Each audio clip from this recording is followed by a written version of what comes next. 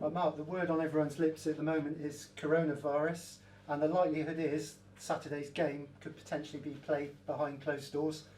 Some people would say that there isn't an atmosphere anyway, but are you prepared for that eventuality? We're waiting to find out, Ash, what the outcome's going to be. So it doesn't really affect us too much. You know, it's a game of football. We, as a team last week, the boys thoroughly enjoyed the occasion. They want more of that. You know, playing in front of 10,000 people and all that comes with that. So it's a game of 90 minutes plus whatever it is. Whether it's behind closed doors or not, we're ready to play. What other precautions have been taken this week at the training ground? Has everybody been carrying hand gel, etc.? If you can get hold of it.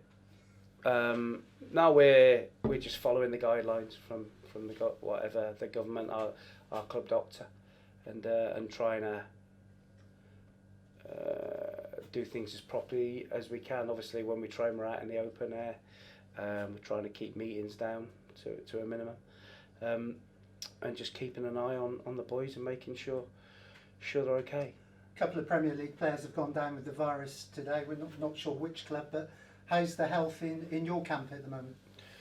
Okay, we've not got any symptoms as of yet, so we're monitoring that, and you know, speaking to our doctors, and some people may contract it and not even know they have it, so it's one of those. Yeah, is it a distraction though this week for you, or are your minds just set on Northampton on Saturday?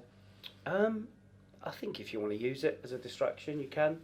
We're respectful of it, and we'll do whatever is asked of us and what we're told to do. I just think if you're gonna play behind closed doors, that just punishes the clubs. From my point of view, is if they're going to do that, I'd rather they suspend the season for a couple of weeks, and there's enough time if we need to be able to fit that in. So I'd rather they didn't punish the clubs and make them play behind closed doors, because the revenue is vital for the smaller clubs. Your players do seem to thrive on a big match atmosphere, and make no mistakes, the away form is absolutely outstanding. You've won at the likes of Bradford, Cheltenham, Swindon on Saturday. Is it the atmosphere that really makes a difference for your players? Because when they're obviously at the lawn, it's very quiet. It's not for me to say, Ash, really. I think the flip side of that is it's up to us to create the atmosphere by our performance. But that is what it is. It's not going to change. We have to deal with that, and we have to deal whatever's put in front of us. And do you think it has become a sort of psychological thing for the players? Do you think you might need to get the players to go and change in the away changing room or something different? We're trying. Believe me, we're trying everything. We got a reaction on Saturday. We moved things around in terms of how we played and the formation and personnel. Just trying to find a formula, really, and we won't move too far away from that. We just need a group of players at times like this that you know are going to give everything that they have. Sometimes you have to sacrifice a little bit of ability for pure desire and determination. So, but we have to find a formula at home, and that's what we're trying to do. 10 games to go now. What expectations do you have in the final 10 games? I have none. I have no expectations on anybody or anything. I just want the players to enjoy themselves. I want them to work hard. And I think if we do that, then we can win some games. Yeah. Is it good when you hear players like Matty Stevens say he still believes and we can touch those playoffs? The mindset is obviously still aiming for that. You always have to have goals and aims in life, and it's difficult as a manager to come out and say what you think can and can't be achieved, because either way you're going to get shot down. That's why I talk about the next game, and the next game for us is a real difficult game against a team that are having a great season. They're in the playoffs. They're incredibly tough to play against. We're going to have to be at most robust and physically at our best to be able to deal with them. It was a narrow defeat at Sixfields 1-0 back in December, so as you said, it will be another tough test. Yeah, statistically, we were well in that game, and we missed some really good chances. We had lots of the game, but the main part of the stats say that we lost 1-0, and that's been a big issue for us this season. But statistically, we're right up there with the top teams, but we've not converted when we've needed to at key moments in games. So Northampton beat us 1-0, and of course we want to put that right, but we're going to have to play well and be tough. Yeah, it was a testament to your defenders on Saturday that you didn't miss Farron Rawson and Liam Kitchen. How pleased were you with your defence? I was pleased with everyone. You know, that's not like defending starts at the front, and you look at the work rate that the forward players put in to stop the ball coming forward at times, to press the ball, to make sure we got the chance for the first goal and the second goal. I was pleased with the whole team defensively.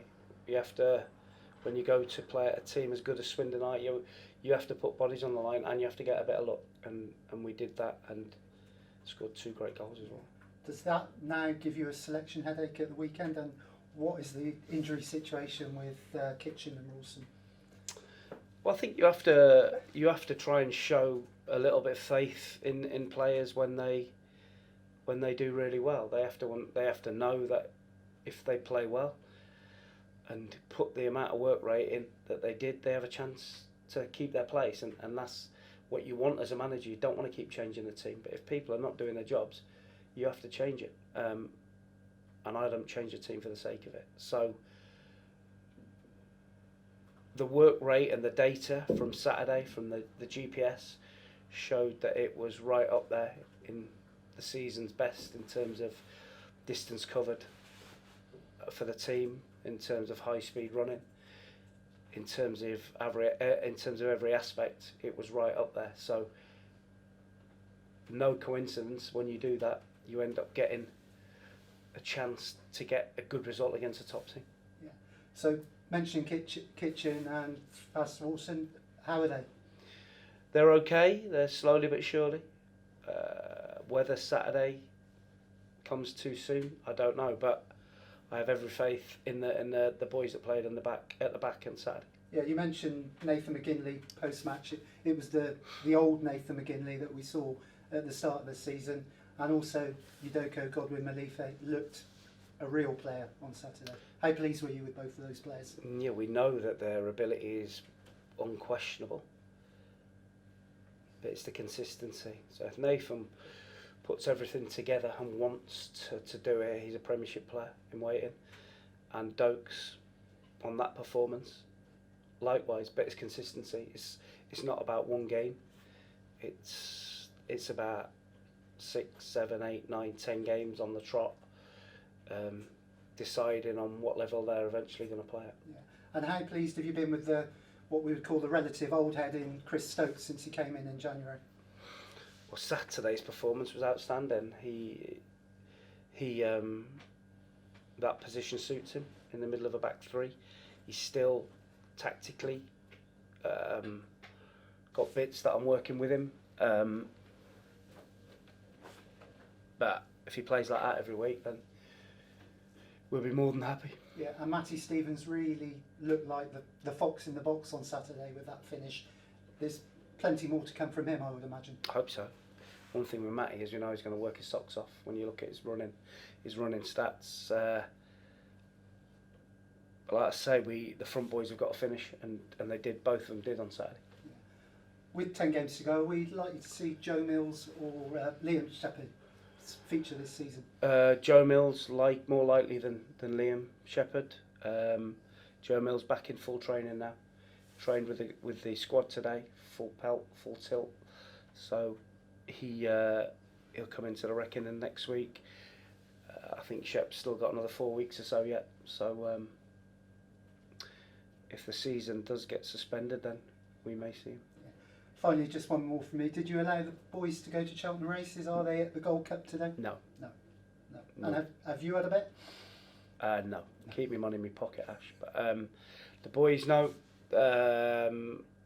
Certainly as a group, they didn't go. And it's important that we keep focused and trying to work away at what we need to do.